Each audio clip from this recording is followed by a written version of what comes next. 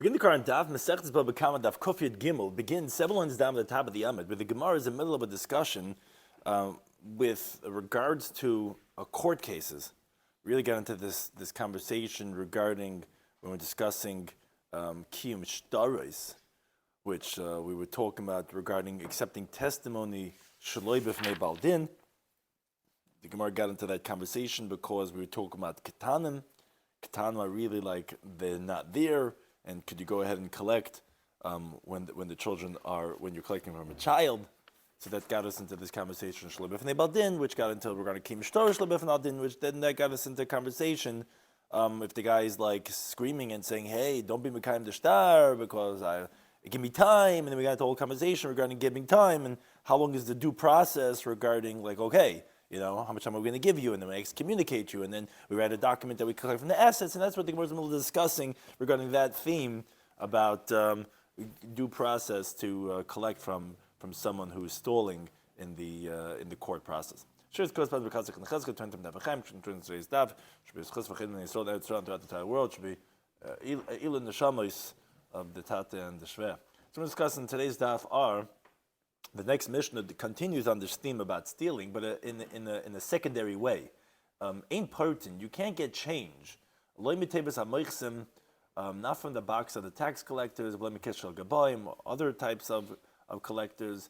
You can't take from them charity, because they steal. They're not honest in how they collect the taxes, and therefore one shouldn't take from them.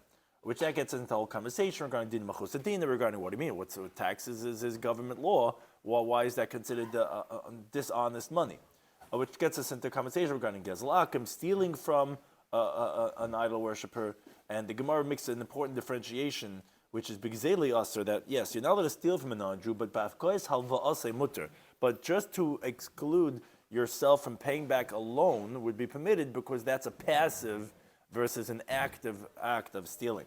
Now, all agree, avodas muteres and to us muteres, that the lost object of the non-Jew is permitted, that one does not have to give it back, and ta'osakum, which is his error in the transaction, is also permitted, that you're not obligated to compensate him. So beginning the current Daf Kofi Gimel, 7 lines down, we were talking about this concept of hazmana. Most people are familiar with the term of a summons to Bezdin. We had spoken about that Yahavin Zimna Apuma, the Itzav Apuma the Shivavi. We said that if the following 3 conditions are met, the business can even send the Azmana to the defendant, even with a woman or a neighbor who will see him. But we said it's only if the lesser b'masa. First of all, the defendant is out of town, and so they know that they're relying on them. Number 2 is the Lechov Abava the Beidina, he doesn't pass the Bezin on his way into town. And number 3, Das B'yem, he's going to return on the same day. If any one of those are missing, we say then they're probably not going to do what we asked them to do, and therefore we can't say that he probably is refusing the summons. He probably just doesn't know about it. And therefore, if the Bezin doesn't send Azman, it's a woman, a neighbor, either one of these things, so then we're going to say that, okay, maybe they forgot to give him if he doesn't come on the same day, or if he passes by the Bezdin, they say, they probably gave it to themselves, and we don't have to tell them such a thing. Another thing we said is which is actually the Gemara is going to say right now. Amar Rava. So we're 7 lines down. Hayman the Chasabala Pasicha. If they wrote on him a Pasicha al Delay Asiladina, where we said yesterday a Pasicha is a Shtar Shamta. It's a document of excommunication. He's a Cherem because he's not paying back a debt. So if they wrote on him this Pasicha, why are they writing it on him? Why is he in Cherem, excommunication? Al Delay Asiladina, because he didn't come to court. So ad asaladin until he comes to court, like we're not going to tear it. Meaning, as Rashi explains, even if he says, "I'm coming," you're coming. I heard you're coming. So we're not going to tear up this document of excommunication until he actually comes. Now, let's say they wrote it al delay tzayis ledina, not that he didn't come to court. He's not listening to the judgment. He thought he was going to win, and they tell him, "Go pay him," and he's not fifed. So ad tzayis until he actually listens to the judgment and he pays. We're not going to tear it. Meaning, as Rashi explains, even though he says, "I'm going to pay." Okay, when you pay Tatala, then we'll tear up the Chayrim. But until then, we're not going to. Which the Gemara actually rejects this last point. The Gemara says, "It's not true," because Kimin Omet since he says, "I'm going to listen," Karinale, we actually do tear up the document of excommunication right away, because maybe he just doesn't have money right now, and he's trying to put it together. But it's not right to keep him in chayrim when he says, I'll pay it up. But regarding coming to court, if you didn't come, then that's a hefkeris. That means you're making a mockery out of the courts, and therefore we're not going to tear it up until you actually come. And therefore the Gemara says there is a difference between the two of them. Now, Amar Rav Chiz, he continues on this theme about the actual process of the courts regarding someone who's refusing to comply. So he says, Kaiven Zman Sheni. What we do is we set aside a Monday that if he doesn't come, we give him a summons again v'chamishi for a Thursday, and then if he doesn't come, we summon him one more time, 3 consecutive sessions of courts which are open on Mondays and Thursdays, v'sheni, a third time, what's called bahab, Monday, Thursday, Monday, which is zimna v'zimna basa zimna, a time and a time after a time, which is 3 times. The next day, after the third session, is when we write this psicha, the shtar of excommunication, because every time we wait that maybe he's going to come. If he doesn't come, after 3 consecutive sessions, then the psicha is issued the next day. Now, the Gemara brings a story on this topic. Rav Asi, Ikla Rav Kahana, went to the house of Rav Kahana. Chazahi Itza, he saw there was a woman, to Rav Kahana's yeshiva, his court, whatever, the hoif.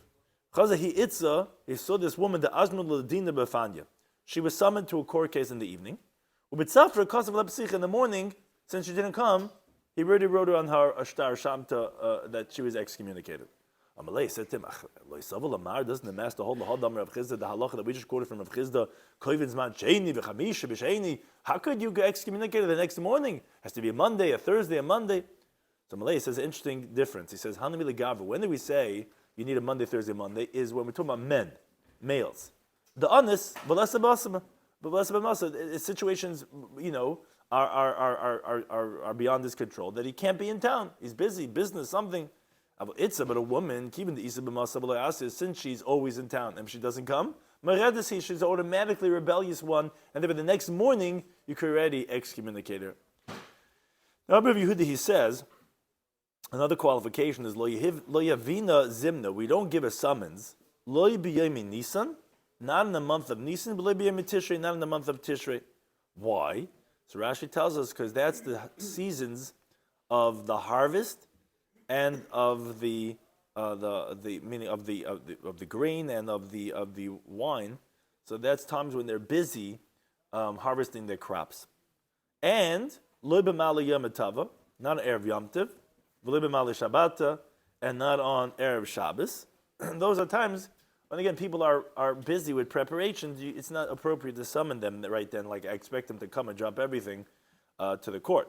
Now, Avol min Nisan labasa yem Nisan, but to give them the summons in Nisan that they should come in Iyar, or b'yem Tishrei labasa Tishrei, or let's say give them in Tishrei that they should come in Cheshvan, Kavina, and then we do establish a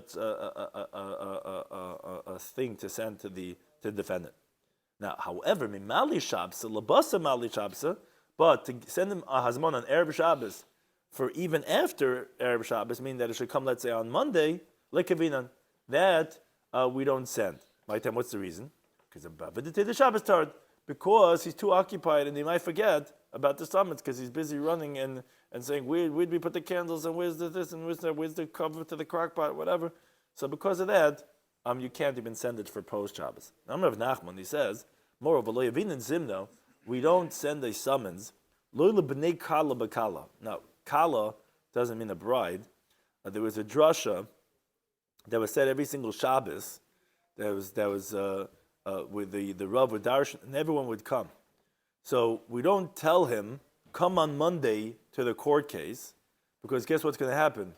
He's not going to come to the Rav Shir anymore, because that's where he can be found. All week he's on his jet flying, whatever, they come to the Rav Shir, and he says, oh, you owe me. He's not going to come. So you can't give a summons to the people of the Shir at the Shir. So too, they would come to hear the halachas of the Yom Tiv 30 days before the Yom Tiv.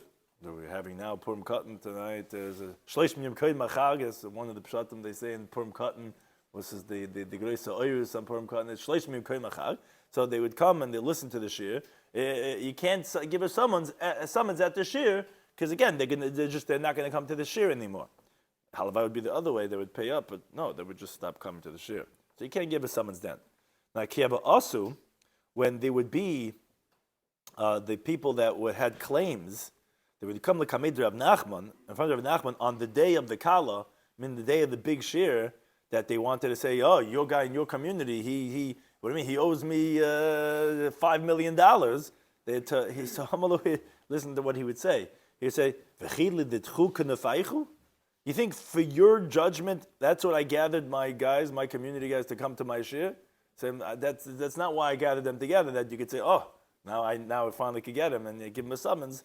So therefore it doesn't apply. But says the Gemara, but currently that there's unscrupulous people who attend the drasha merely to avoid a hazmana, then we are concerned because they can say, yeah, that's like our safe place, because I could meet all the guys, the chevra, and we could hang out and we could chill, and because they can't give me a summons then over there because of the halacha, so then once there's already the people that are deceptive, that already changed. Now the Mishnah said that we said hagoyz lamachal. This was the theme of the parak. If someone steals and he feeds it to his children, we said that they're going to be exempt. But the Mishnah told us if it's something that has insurance, then chayav l'shalem, then they have to pay. Which we had different ways of interpreting this, but one of the ways that we had mentioned on Kofir Aleph was Masnid le Rabbi Shloimy Schwartzberg. He said, this that if the father stole it, the children have to pay it back, wasn't only something that what's called karka, which literally always has insurance to it because it's always there. It's insured from itself. No, even if it's a cow that they're plowing with, or it's a donkey and they're using it to carry their loads. Even such a thing they would have to give back. Why? They covered avian because of the dignity of their father, meaning the point of karka wasn't just because of karka. Just everyone knows that's that guy's property, this guy stole. A cow and the donkey, which is also things that people see, is also the same problem, which this was not like the way Rava explained, and Rabbi Lazar we had mentioned other ways of interpreting what the Mishnah means, but we had proved that Rava said, okay, I'll say like Rabbi Ishia, which is not like the way Rebbe was explained to his son Rabbi Shimon. It was a question: did it mean the stolen item is Davish Bechrais, or that no, not the stolen item, but the father has Davish Bechrais, that is a shibud and there's a lien?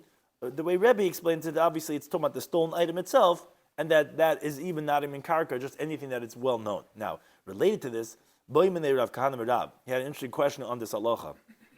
The whole point why Rebbe said that includes even the cow or donkey is because it's an idea that people see it and it's embarrassing for their father after he passed away. Everyone's like, oh, look at this guy, he drops dead and he leaves this stolen stuff for his kindlech. This is what they're using.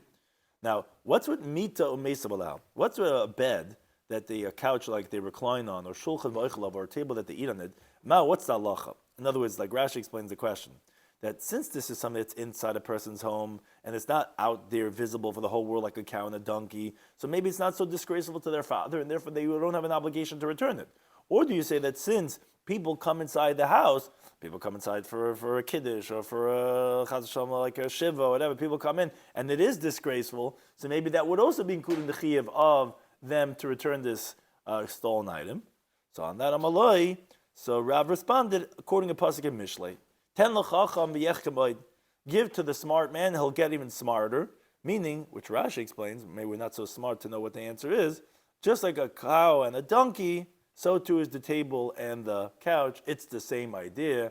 It's not only something that's out there in the field, but even something that people come into the house, they say, oh, nice table. Oh, isn't that the one that your father stole from, whatever, this and that, He embezzled, do you remember we sat for 7 years for this one, you know what I'm saying?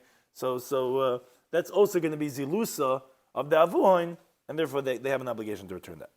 Now, continuing with the theme about gezel, says the Mishnah, a secondary idea. Ein partin, from the terminology of pruta, but you can't take your big coins, your sloim, and exchange it for prutas. You need change from you need a quarter, you get 25 pennies. You can't do that, not from the box of the collectors, of the tax collectors, meaning to take pennies from their box, and you put in, where people put in the monies of their tax. Which they collect they collect the money of the head tax and arnuna, which is a different type of a tax, because this is considered as gezel. So therefore, it's not. Which Taisa explains in the second thesis. He says that according to the Rabbanan, that they say on the next daf that stam gizela is not yish baylam. Of course, that makes sense. That means it's still the owner's thing. The guy didn't even give up hope, but in spite of that, we'll see that you could still give your money and get change because you don't know definitively that's gezel. But even according to Rabbi Shimon, the whole stam gizela is yish baylam. So what's the problem about getting your change from the tax collector? Even if it's gezela, there's yish and shin rishus when it comes to you. Still, Taisa explains that the Mishnah is telling us important because it's a davar maguna. It's just disgraceful because these boxes are designated where this is where they put their stolen monies, and therefore it's just inappropriate according to Rabbi Shimon. So either it's a blatant problem or it's more like a ethical problem. Either way, tells us the Mishnah you shouldn't get change from these boxes of the tax collectors. Moreover, if they want to give you charity, say, you look like you could use a cup of coffee, and they want to give it to you, don't take from them. But you could take from the house of the tax collector from his own money, or let's say he has money in the street, meaning he's not taking from his tax box, he's taking from his pocket. Again, those are permissible to do with the tax collector. Now, tell me, learn the brayso. But if let's say he owed a few prutas, some change, pocket change to the tax collector from the taxes that was worth, let's say, half a dinner, but he doesn't have a small change. So the halacha allows noisun dinner. You can give him a full dinner, but noisun ashar, and the tax collector could give him the remainder. In other words, he could give him change worth half of it. Rashi tells us why it's gezel. So Rashi says because it's kematzal miyadai. It's like saving from him. That it's going to be a loss. You don't have to suffer a loss because of that. Taisa says, like we said, a different idea because you don't know definitively that gezel, and therefore you're allowed to take your change from there. But initially, just to exchange money, that should not be done. Now the Gemara asks on the Mishnah, you're telling me that the tax collector, his box is forbidden to take change from because it's gezel. Says Muhsin, really? Why is the tax money of a moichis assumed to be stolen? But for Amar Shmuel says halacha that's mentioned many times in Shas, dina malchus dina, that the government's judgment is considered judgment. So this guy who's getting money from the tax collector, who he has rights from the king for a set amount of money per year to collect the tax, that's not gezel. So why is this a problem? Taking from his box. Shemav Chanina Bar Kana Mishmol. He says there's a few approaches the Gemara gives. Approach number one is b'moiches she'en lekitzva. We're talking about where this is a tax collector who has no set amount mandated from the government. He takes whatever he wants to. That is not considered as din, and therefore that would be considered as gezel. Number two, the Rabbi Yana, they say b'moiches amin me'elav. This is talking about he was not appointed by the government, even if it has a set amount. So therefore, that's not din machusa. And ikadim asin la. Now, so those are two approaches. But now the Gemara just says ikadim asin la. Those who learn these two approaches to answer the question of din machusa, not on our Mishnah, but aha on the Mishnah Masechtas Klayim. Mishnah says like this: L'yibish adam klayim. A person should not wear klayim, that we know. It's forbidden to wear a mixture of wool and linen. And that's afil al gabi asara bagad. Maybe if you're wearing 10 articles of clothing, if the 11th one is klayim, that's still the prohibition about wearing klayim. And even if it's lavrich boy esameches, just to chase away from tax, meaning he doesn't really intend to have the pleasure of wearing this klayim. He just, when he's coming through customs, if you have in your handbag, they're going to say, a mean coat, okay? That's a nice amount of money. You got to pay tax on that. But if you're wearing it, then you don't have to pay for that. That's the article of clothing. So if, let's say he's wearing the klayim just to chase away the meches, it's still not allowed to wear the klayim. Says the Gemara, masnid like Rabbi Kiva. That Mishnah klayim is not like Rabbi Kiva because we learn the brayso that asel havriach es hameches. You're not allowed to use this klayim jacket to get through taxes. Rabbi Kiva says no, mutal havriach es hameches. You're allowed to wear that coat to get through taxes. So there's two ideas that Rabbi Kiva is telling us. First of all, he's telling us that you're allowed to wear the coat not to pay taxes, and also that you're allowed to wear it and it's not going to be a problem by climb. So the Gemara says, Bishlam lini climb bokum. I understand what they're disagreeing regarding the halach of climb is the Marsa, Rabbi Kiva held davar she'emes gava muter.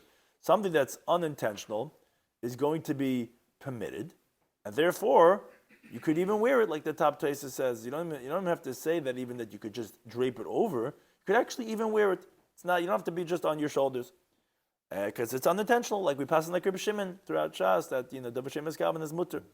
Master B'Tana Kama held no. Davar she'emes gava is aser. Even if it's unintentional, you're wearing climb, you're having hanaf from something that's aser, and therefore it's going to be forbidden. That I understand, says the Gemara's Machlekes regarding the climb part. But you're going to go and cheat from taxes to get through the customs by quote unquote wearing it instead of paying. You're going to wear these 10 coats one on top of the other so that you don't pay tax, but that's permitted. How could Rabbi Kiva say that's permitted?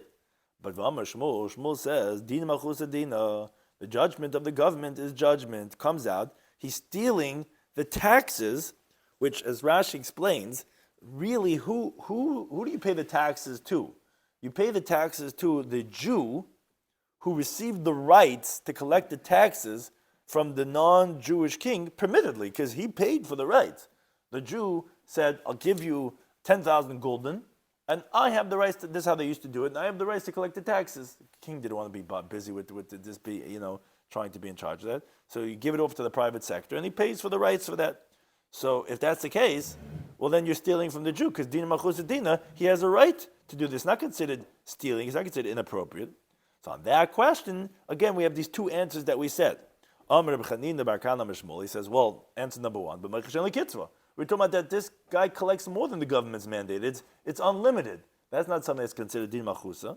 And to Rabbi Yanami, they said no, but he wasn't appointed by the governor. He just puts himself there and says, okay, charge of customs. Such a guy, even though it might be connected with the government and you're afraid of him and everyone's giving him taxes, you have no obligation, and therefore you could just go ahead and cheat him by wearing your coats instead of paying taxes. That's a second origin of this discussion. Then there's a third version that this conversation was on. We had either our Mishnah Masech Klaim, or on the Mishnah Masech Nadar. Mishnah tells us, Noidrin, a person could take a vow to say, I am taking a kainim, which is a lashon of a neder, that all the peiros on the world are forbidden on me, and he can make such a neder laharagin, which are murderers, ulacharamin, which are people that are difficult people, that they steal money and they extort, ulameichsin, or to tax collectors, that's the important word over here, the key word, that you could swear that shehishal truma, that this that you want to take from me is truma or shishal beis hamelech, it's actually the king's, meaning I swear that all the fruits of the world will be forbidden on me if this produce does not belong to the king. So the guy's not going to steal the king's stuff, but he doesn't believe me. He says, well, you should believe me because I'll take a vow that everything will be forbidden. People don't just take a neder just like that. So it must be true what he's saying. And the truth is, no, truma. Even though it's not truma, even though it's not the king's, he can still make such a neder that's dependent on that quote-unquote lie, which Taisa explains. The bottom Taisa, he says, the Gemara in the Dharm discusses this. What's the purpose, Rabbi? Because he wants to get out the guy, like the guy who takes your milk from the fridge all the time. When you write chalav, when you write chalav stam, he doesn't take it. Uh-huh. So that's the same idea. With this guy's not going to take truma, or he's not going to take the king's stuff, but he doesn't believe you. He thinks it's yours. He says, "Yeah, I take a vow that all the fruits in the world will be forbidden on me if this is not the king's or this is not truma. So he's not going to take it from you." Which Tais discusses regarding Dvarim Shabalev. How could you do such a thing? What does it mean? And he discusses that even though generally Dvarim Shabalev ain't Dvarim, like you're thinking in your heart that it's dependent on some Tanai that you didn't really say, because of this duress, the Gemara explains you're allowed to do such a thing, that you're thinking in your heart, yeah, for 1 hour, for one moment, and he says that's the minig is like this. Chen Noigim is that when the interesting Tosfos brings a historical vignette that the lords of the towns, they would make the Jews take a vow that lived in their environs that they're not going to leave to go to another town. Jews were very valuable. So Taisa says they're allowed to take a neder stam, that they're not leaving, but in their heart they're thinking, today I'm not leaving. And even if he explicitly says with his mouth that he's not leaving kol yemei chayev, he could be deceptive and think in his heart, yeah, but only if, it said only if, and that if is not happening. And he says, if he does it with his lips, you see people like whisper, with his lips, for sure that's going to be bittul gomer, and you're allowed to do that. And he says, yes, I take the oath, I'm not going to leave town, and this and that, and that's been the custom. But the point is like this. The question on this Mishnah is, one of the cases was, ulamoichsen. I understand if he's a murderer, if he's some type of whatever, terrorist, that you could do such a thing to save yourself. But a tax collector, what do you mean? How are you allowed to get out of the taxes by being deceptive if judgment allows him to collect the tax? Here's where we have the two answers again. So either we're talking about this guy who has an unlimited, which is not a permitted judgment that he collects, or the it's a guy who stands up on his own. He's not appointed by the government. A third approach now, Vashyame says b'moiches kanani.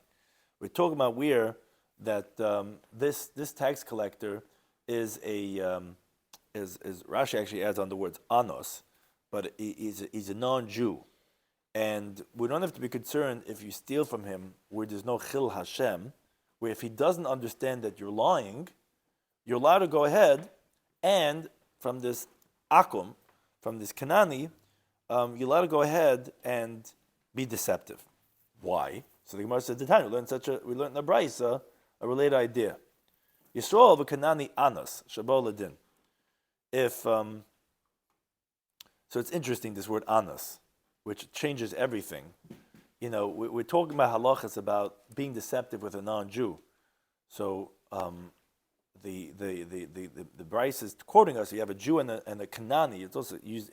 You have to define clearly the terminology. We find many times in halacha that a lot of halachas don't apply to current non-Jews. It's akum, ibdik chavim, people that do idolatry. But this is the conceptual idea that the Jew and the non-Jew. So the Gemara adds on the word anas. That means say like he's some type of a mafia guy that come to a judgment. On the side of the Gemara they bring down that was only added on by the censor because they didn't like this halacha of what it was implying. So that they added this word anas. So in Rashi also you have the word anas. You have to know if this was added, which changes the whole idea, or not. But be that as it may, the Brisa says like this: if you could have the Jew win with Jewish law, so you have him win. You tell the non-Jew, this is our judgment. This is how Bezdin works. This is the court. This is how halacha is. If you could have him win bedini kananim with the non-Jewish law, zakeu, then you have the Jew win. Bamalei says, this. Look at America. Look at the English. Look at the Australian. This is how the secular law is. Let's say you can't make the Jew win, not with Jewish law, not with non-Jewish law. Love by kifin. So what you do is you come on him in some type of a premise, like from some a roundabout way, until you get the Jew off the hook. That's the Rabbi Shmuel. Kivami says, how could you say such a thing? Ain't bon love by kifin. You can't come to him with from around the corner. Make Kiddush Hashem, because we have to sanctify. We know Kiddush Hashem to sanctify God's name. So the Gemara asks and says, wait a second. In other words, so before we get there, so this is like the idea of the third answer that we gave, that when it comes to the tax collector, if he's a Kanani, so that's something that it's actually funny because also the Gemaras bring also this idea that this whole sugi where it says Kanani or Ovid Kachavim or Kuti, it should really say Goy. That's what the earlier printers had this, and again these words were changed a lot of times with the censor. So when he's a non-Jew, so then you're allowed to go ahead. Gentiles, you're allowed to go ahead and not pay the taxes. So the Gemara asks like this: Rabbi Kiva, time Edika Kiddush Hashem. Sounds like that there was a movement back then, by Rabbi Kiva's times, Kiddush Hashem movement. That he said, okay, that's the reason why you can't be deceptive in this court case, the Jew and the non-Jew. Halekha Kiddush Hashem, but if let's say there's no Kiddush Hashem, then you could come back kifin, then you could, try to chapois the guy and make him lose. Begezel Kanani Bishari, are you allowed to steal from a non-Jew? But in the Brisa, Rabbi Shloimy says, "Dav is a Dorish Rebbe Kiva." The same Rebbe Kiva that you tell me, it's only because of Kiddush Hashem that he tells this halacha. He darshan kishabah mizvirin. When he came from Zvirin, he says, "Minayin legezel kanani shoaser." How do you know that stealing from a non-Jew is forbidden? Tamalim, it says in the pasuk, and this pasuk is in the context of a Jewish slave that's sold to a non-Jew in the marketplace. So no Jew could afford this Jew, and the non-Jew buys him. So it says in the pasuk, "Achri nimker," after he's sold to the non-Jew, geula tiloi, there should be a redemption for him. What does that mean? So as you continue to base, it means in other words, the Jewish courts can't just drag the Jew out of the kuti. He has to be redeemed. That's what the pasuk teaches. You got to pay him out. You can't just make the non-Jew suffer a loss. Now, Yochel Yiglam Alav, Machlokes Rashi and Taisus, what does Yiglam Alav mean? Rashi says, interesting, Pshat Taisus wonders about it. Rashi says, you would think you let the non-Jew charge you double the amount of what he actually cost. And even though he didn't give that amount. Which Taisus says, Temelari, well, I need a pasuk to say that you can let a non-Jew mislead him? What does that mean? So the Re says, no. Yochel Yiglam Alav means to say that you would mislead the non-Jew. You give him less than what he gave. That's what Tamalayma, that's what it tells you, which according to either Pshat, the Gemara's answer is, you calculate with the one who bought him, Yedaktik him Kaneyu, precise, which would be not more, not less, which would be either Rashi or Taisus. But be that as it may, we see here from the Brisa clearly telling us that Gezel Akum, Rabbi Kiva himself, saying that you can't just pull the Jew out from the non-Jew, you have to compensate him, you can't steal from a non-Jew. So how could you tell me that Rabbi Kiva tells you that when you have a Jew and a non-Jew in a court case? Kiddush Hashem is the reason why? No, it's because Gezel Akum. So Rabbi says, the Gemara attempts a few different approaches how to explain the difference. So the Gemara says, Loikash, not difficult. This that we said that Rabbi Kiva holds you could steal from the non-Jew, you just, because of Kiddush Hashem you can't, is Bekanani. It's by a non-Jew. When do we say that you can't steal from him is Beger Toishav? A Ger Toishav is a non-Jew, but he has a higher status. He doesn't worship idolatry, and that's actually where it's important in halach. We might have a lot of Ger Toishavs where it depends what we consider as idolatry, but he eats not kosher. So Ger Toishav, he keeps the 7 no-hide laws. You're not allowed to steal from him. It's not even because of Kiddush Hashem. You're not allowed to steal from him. So on that, Abaye says, how could you differentiate between a Kanani, so to speak, a goy, and a Ger Toishav? But Tarvayu Gabi Hadodik Sivi, both of them are written near each other, meaning in the Gemara Kedushin of Chaf and the Gemara Erech of Lam, it says how harsh is even the dust of Shemitah, meaning if a person does business with the produce of Shemitah, that's only like the lowest level prohibition of Shemitah. At the end, it's going to happen, he's going to suffer because he violates the laws of Shemitah. Ultimately, after all the Gemara goes through the whole evolutionary process, he's going to have to sell himself. Like it says that he's going to sell himself to you. It says in the pasuk, "B'nim kalacha." Now, the Gemara there explains, says, "Lo ilacha." Not only to you, he's going to have to sell himself. El ger, he's going to have to sell himself to a ger. Like it says previously, it says leger. Now, but lo leger tzedek, and we're not talking about a righteous convert that becomes Jewish. El ger taishav, we're talking about a resident convert who is still not Jewish. Like it says leger taishav. And then when it says in the pasuk mishpachas ger, he's going to be sold to the family of the ger. Who's the family of the ger? They're the non-Jews. They're the idol worshippers. When it says oile acre, what's that? He's going to actually be sold to the idol itself. He's going to be the wood chopper and the water carrier for that temple there in India. He's the guy who's schlepping up the water and chopping the wood. Now, the point is, as Rashi explains, on all these cases, it says geula tialoi, which means to say you have to redeem him, which means to say you can't just steal him back. That's forbidden. So you see that not only Gezel Ger Toishav is forbidden, but we see Gezel Akum Mamash, the Avodah Zarah itself. You can't just do an operation and steal him back from that guru, whatever it is that has him. You have to pay for him. So this doesn't allow the answer we gave to differentiate between the Ger Toishav and a Kanani. So El Rava gives a different answer. He says, like Kasha, it's not difficult. Khan, the second brisa that said that it's forbidden is bigzela. Yes, to actually steal from a non-Jew, to take from his pocket that $100 bill that's sticking out, that's forbidden. But Khan, when did we say that it's really permitted? The only problem is of Kiddush Hashem is b'hafkas halva asai, not paying back his loan. You're not literally stealing. Then it's permitted if there wouldn't be a chil Hashem. Not paying taxes, and this is a very important principle in halacha, is hafkois halva asai. Is just not, it's a passive act of not paying what is owed to him versus an action of actually taking, that's going to be forbidden. So therefore that doesn't contradict. But again, if it is a problem of chil Hashem, then that would be a problem even of hafkois halva asai. Now, Amle Abaye says, how could you say this? Because Evet Ivri, the case of the Jewish slave, the pasuk that is the source of this halacha of Gezel Akum, is of course halva asehu. Meaning, what happens is by a slave is that you lending the Jew money for his work. Now he owes you the money, the Jewish slave owes the master the money for that work.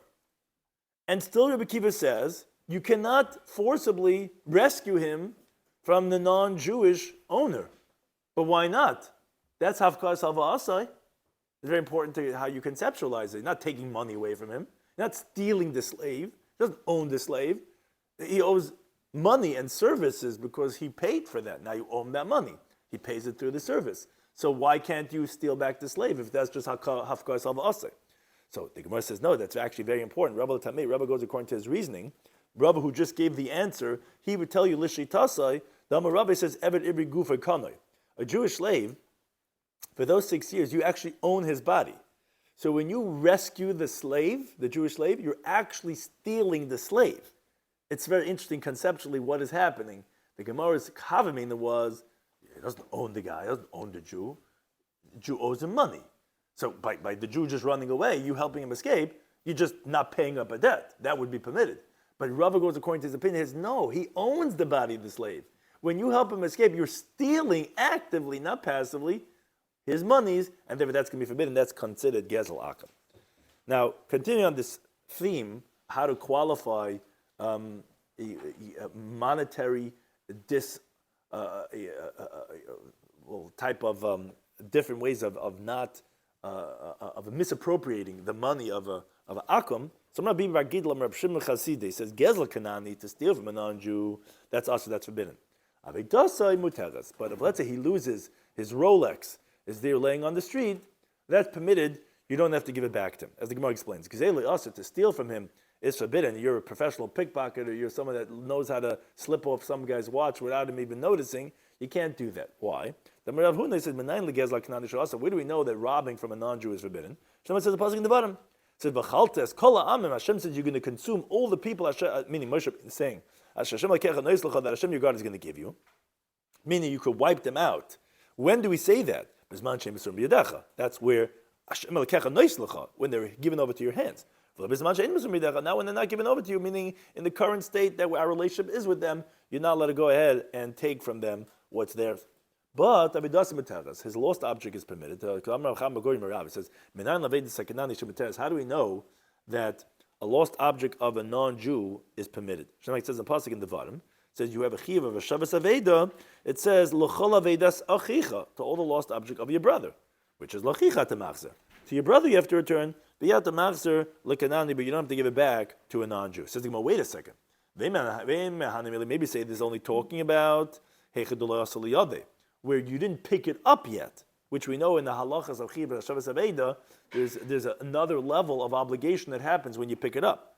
We're just not obligating you to go after it, to go return it. But if it came already to your hands, maybe I would say that you do have to return it to the non-Jew.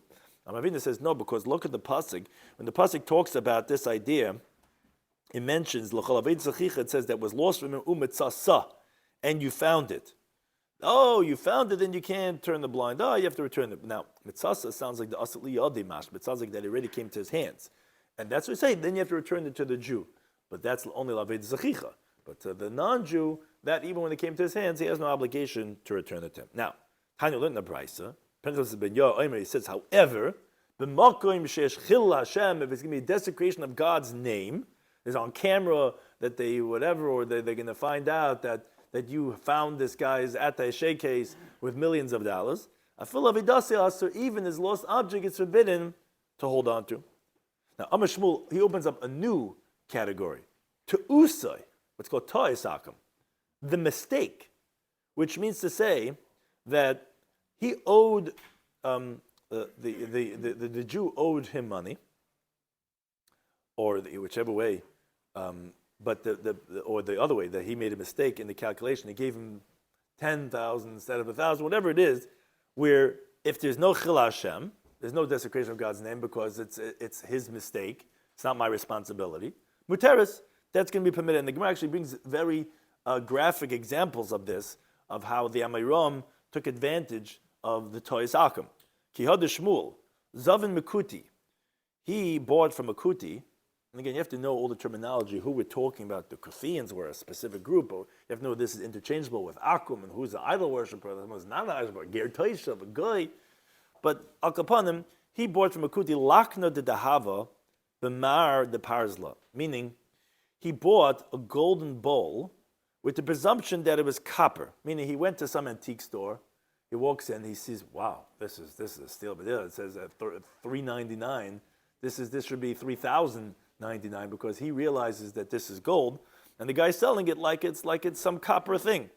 He buys it for, now listen to this, that's only part of it. He buys it for Bedalet Zuzi, for 4 Zuzi, when really it should have been 400 Zuz maybe. Ve'ivle Chad Zuzah. Now, the Kuti made another mistake.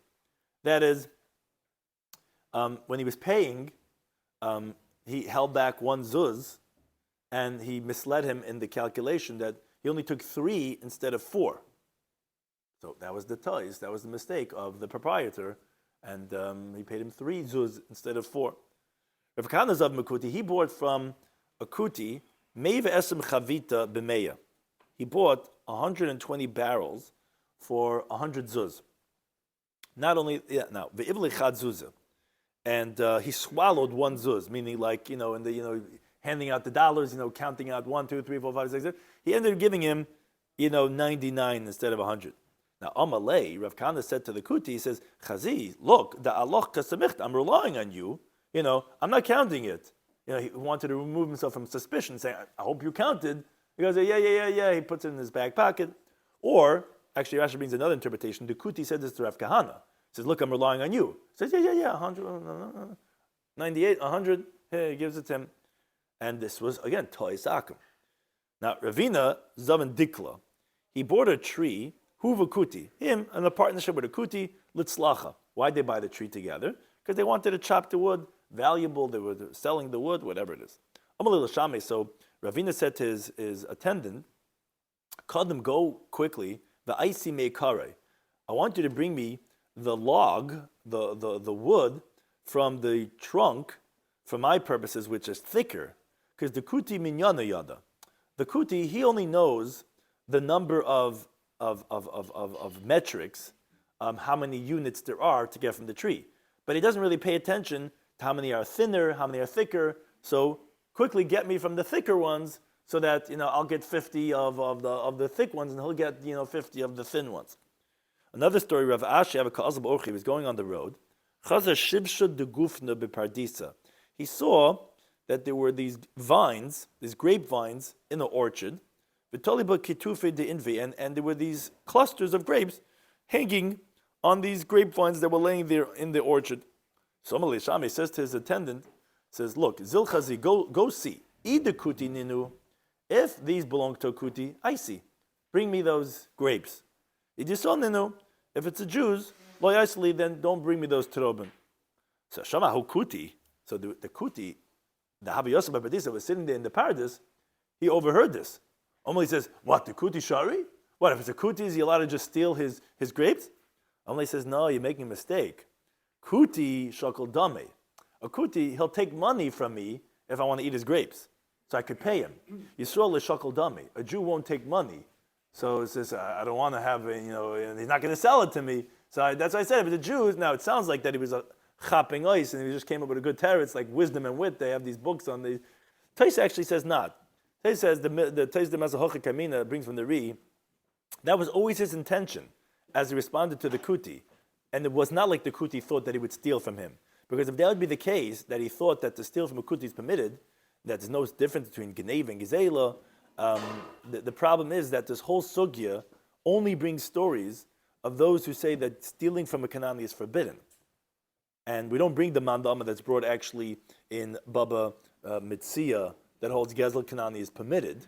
So Taisus says it must be that he actually was never going to steal from the Kanani. There is such a mandama, we'll see in the next Masechet in Bava Mitzia Daf Kofir Aleph, that holds stealing from a Kanani is mutter, but every mandama over here, this is Ta'os. Ta'os is different. And therefore, yes, there's actually what he had in mind initially. Now, the Gemara goes back to discuss the teaching that started off this whole conversation. Amar Shmuel says, Din Machuz Dina. The judgment of the government is a judgment. Now, Amar Ravi says, Tedi, you should know this point. Why? Because the Katli Dikli, what happens is that the government chops down the trees, the Gashri Gishri, meaning people's private trees, and they make bridges, eminent domain, and we the people, we pass over these bridges. Must be because Din Machuz Dina, or else how do we allowed to use these bridges? Amar Abai says, how do you know? Maybe because the owners give up hope. So it's Yish. So Amalei says, yeah, but Eloi Dina Machuz Dina, if not for Dina Machuz Dina, Heichim Yayishi. So actually, Machlekes Rashi says, what does it mean, Heichim Yayishi? Rashi explains, says, would it be Yish? But even if it's Yish, it would just only be Yish. But then there wouldn't be any Shin Rishus, because it's in the street. So it didn't change into anyone's private domain. What, the bridge? Yeah. So even if the guy gave up hope, but the hope that doesn't allow it, you have to have a Shinui. And there's no Shinui Ma'isa because it's also still called logs, and there's no Shinui Rishus. So that's how Rashi explains. Tezi explains a little bit differently, but Al Kapanim, it obviously has to be that it's because Dina Machuz Dina. But then the Gemara says, but Volake Avdi, but it's a problem because they don't do their agency, the government officers, Kedama Malka, the way the king said. So it comes out that really what they end up doing when they're making the bridges, they're not doing Din Machusa. So how are we allowed to go over the bridges? Because Malcolm, the king says, Zilu Ketulu, V'kotlu Mikol Bagi, go and chop down the trees from the whole forest, meaning from everyone. Vinu Azla V'kotlu Mechad Bagi, they go only into one area. So they're not doing like the king mandates. So how is that allowing us to use the bridges? Says Gemara, it's not true. Shlucha de Malka Gemalka. The government officers is just like the king himself. And B'lei Tarach, he doesn't have to go through the effort and the exertion to go and collect from each one individually. Now, but the people themselves cause a loss to themselves. Really, they should themselves go and collect from everyone in the valley, and get their monetary value. If they don't, that's their own problem. But the government officers don't have to do any more effort than the king himself. Now, related discussion, Amar Rava, he says, if there were 4 partners in a granary, and 3 of the partners already brought their stuff home, the 4th one, he still has his stuff in the granary. So, man mishtakech bebeidari, the one whose stuff are found in the granary, paramanta de malka, he, so to speak, is paying the tax of the king for them all. So what does that mean? So Rashi explains. So when his friends come, that they can't say, oh, the king only took yours, not ours. It's not true because he represented them all. And therefore, if let's say this Gabbai, this tax collector was a Jew, who bought from the king the rights to the taxes, there's no problem about Gezel, because it's Din Machuz Dina. And if it was a Kudi, you're allowed to buy from him. Now, says the Gemara, when we say there's only Shutfa, only if these 4 guys were partners. But let's say the guy who had his stuff left over there was a sharecropper, we're saying that it's only his sharecropping that was taken because, as Rashi explains, he doesn't have any rights in the property itself, and he should not be paying the portion of the homeowner. And therefore, regarding buying, you cannot buy from the tax collector because it's really stealing what he took from the sharecropper because he's taking unlawfully what would be from everyone else when he has no rights. He cannot represent the owner. Another teaching of Amar Ravi says, Barmata abarmata, one person from town, from another person in town, miyavet, meaning you have the permission is from the Jewish tax collector, from the king, he's allowed to take collateral from one person from the city on the taxes of another city member, because that's din machus dina. But v'hanamili debarla ara, that's only if we're talking about the tax of the land where you eat the peiros, and v'charga and the head tax, the haishat of this year. But if it's regarding last year, once the king was appeased, it already passed. In other words, since the tax collector already paid the king the amount that he's going to get for the previous year, and now the tax is his, he has no rights to take collateral one on the other, because it's already from the previous year, it's not for this year anymore. Okay, thank you to Anytime for hosting us. Stop over.